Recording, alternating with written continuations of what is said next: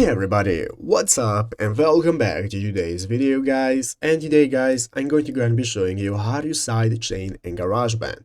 This is a very simple thing to do, so make sure to watch this quick and easy video to the very end, follow my steps correctly so you can make sure this works the same for you and you can do this yourself. But yeah guys, let's get straight into it.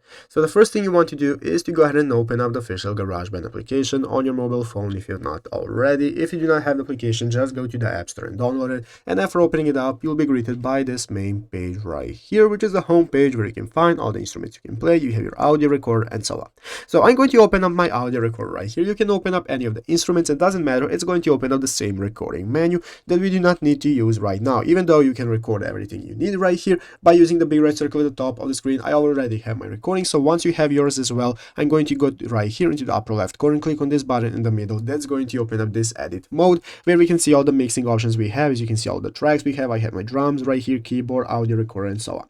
So guys, basically, if you want to learn how to sidechain, you can see that there are a lot of tutorials on Google. So if you just Google how to sidechain, you'll see that you'll need to use your equalizer effect. So if you want to get started with sidechaining and using your equalizer effect for all the tracks that you have right here at the top of the screen, right here next to the effects options, you can see the sliders option. Under the sliders, this is going to open up track settings, where you can see we can scroll down and find the plugins and equalizer option. So by clicking plugins and equalizer, this is now going to open up this new menu where one of the options is called visual equalizer, and this is the equalizer that you can use for sidechaining. So you want to set your equalizer to your desired effect. You can find the detailed instructions on any written guide, so you know where to go to do so. This is going to take too long if I show you specifically what to do, but you want to go ahead and check it out. And here is all the options that you need. You have your gain right here, analyzer, and so on to get started with adding your desired sidechain effect. And this is how you can get started. So I hope this video was helpful. If it was, make sure to leave a like, subscribe to the channel. So guys, thanks for watching, take care, and bye.